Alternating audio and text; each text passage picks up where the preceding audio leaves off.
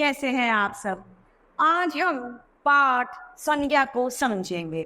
संज्ञा क्या है? किसी व्यक्ति, वस्तु, स्थान का बोध कराने वाले शब्द संज्ञा कहलाते हैं। किसी सजीव जानवर भी हो सकता है। वह व्यक्ति, वस्तु, स्थान व जानवर का बोध कराने वाले शब्दों को हम संज्ञा कहते हैं। तो आइए बच्चों, इस संज्ञा को हम विस्तार में देखते हैं। यह है हमारा पाठ 5, संज्ञा। प्रत्येक व्यक्ति, वस्तु, स्थान, भाव आदि का नाम होता है जिसे हम संज्ञा कहते हैं। व्यक्ति, वस्तु, स्थान, भाव आदि के नाम को हम संज्ञा कहते हैं। रमा खेलती है, भारत मेरा देश है, पुस्तक मेज पर रखी है। ऊपर लिखे वाक्यों में रमा लड़की का नाम है, भारत देश का नाम है और पुस्तक मेज पर रखी वस्तु के नाम हैं। किसी व्यक्ति, वस्तु, स्थान या भाव के नाम होते हैं, हम उन्हें उनके नामों से बुलाते हैं। नाम को ही संज्ञा कहते हैं। अर्थात किसी व्यक्ति, वस्तु, स्थान या भाव के नाम को संज्ञा कहते हैं।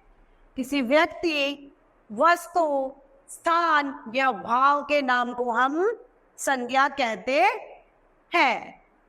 उदाहरण के लिए व्यक्तियों के नाम, जिसमें पहला है डॉक्टर APJ अब्दुल कलाम, दूसरा डॉक्टर भीमराव अंबेडकर, तीसरा भगत सिंह। वस्तुओं के नाम, वस्तु जो निर्जीव है, वह है पहला बल्ला, सेब और आखिर में पंखा। अब आता है स्थान का नाम।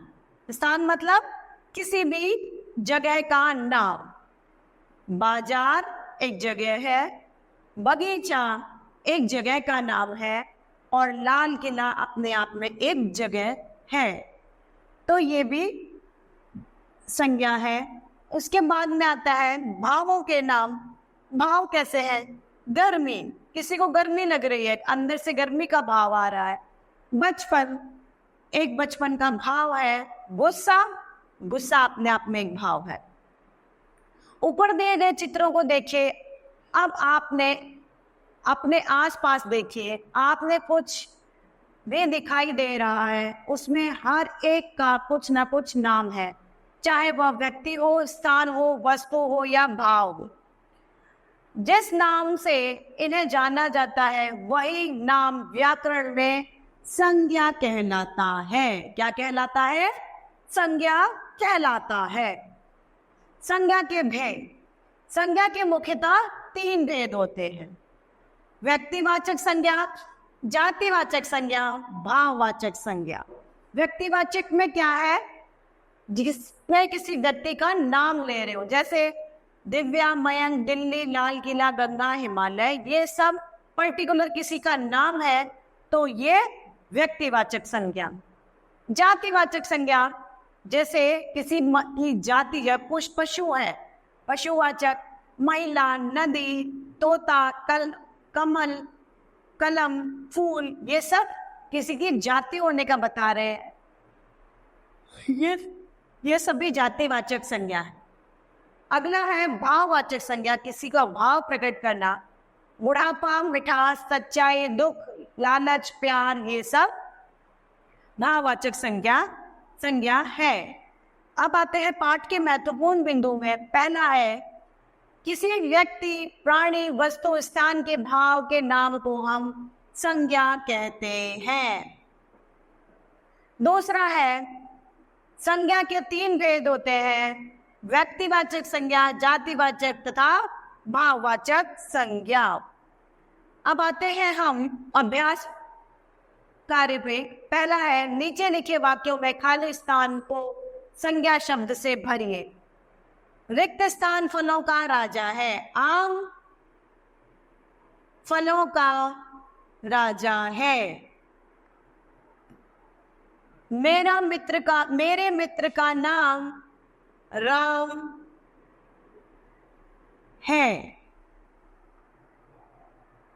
मेरे विद्यालय का नाम आदर्श है।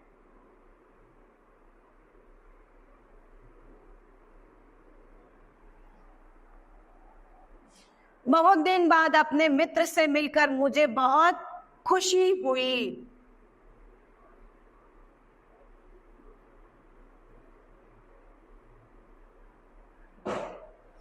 नीचे लिखे वाक्यों में संज्ञा शब्दों के नीचे रेखा कीजिए।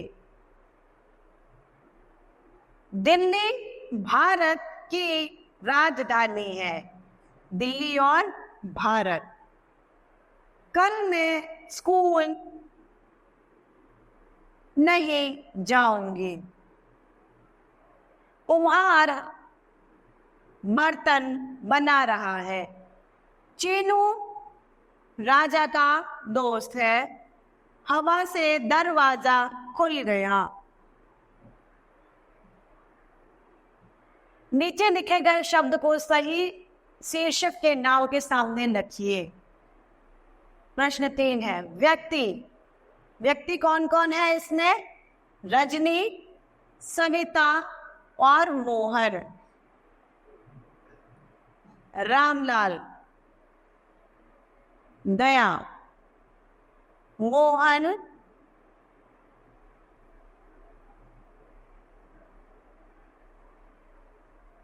रजनी,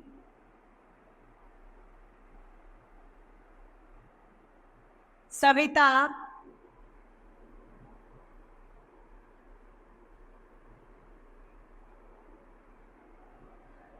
रामलाल।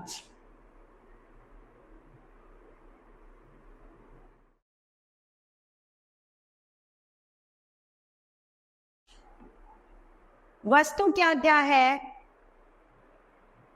पुस्तक, घोंसला,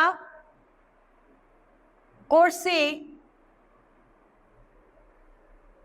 ये सब वस्तु है। पुस्तक,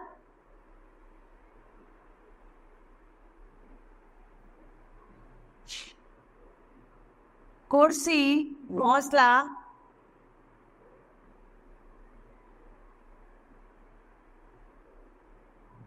तथा कुर्सी।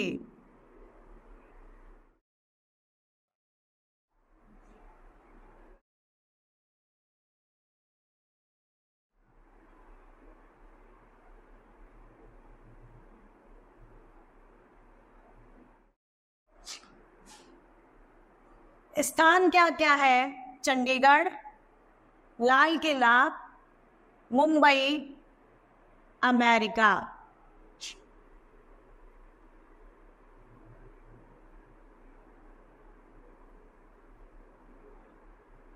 चंडीगढ़,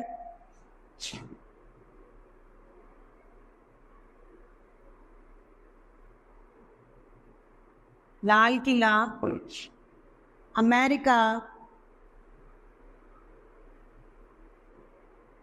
मुंबई।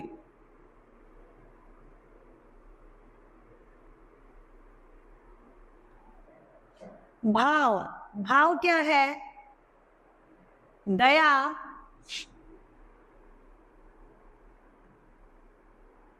प्रेम, बचपन,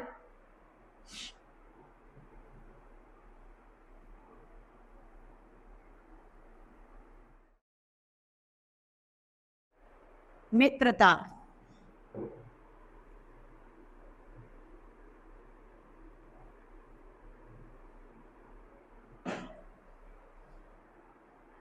अब आता है बच्चों रचनात्मक कार्य। इस वर्ग पहेली में आप कक्षा में कुछ वस्तुओं के नाम छुपे हैं, इन्हें ढूंढ कर लिखिए। जैसे चौक लिखा है। अब हो गया से पुस्तक, रबड़, पेंसिल, कुर्सी, चार्ट, मेज, डस्टर,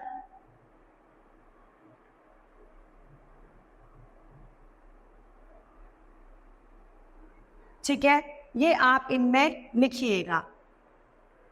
अगला बता रहा है उन बॉक्स पर गोला बनाए जिनमें किसी वस्तु का नाम है। वस्तु,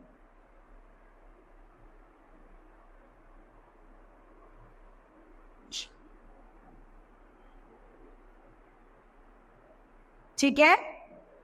तो बच्चों, मैं ऐसा उम्मीद करती हूं कि ये पाठ आपको समझ में आया होगा। आप इसे और पढ़े और समझने की कोशिश करें। तो संज्ञा किसी व्यक्ति, वस्तु, स्थान, भाव के नामों को प्रकट करने वाले शब्द ही संज्ञा कहलाते हैं। तो पाठ समाप्त होता है बच्चों। आज के लिए इतना ही। धन्यवाद।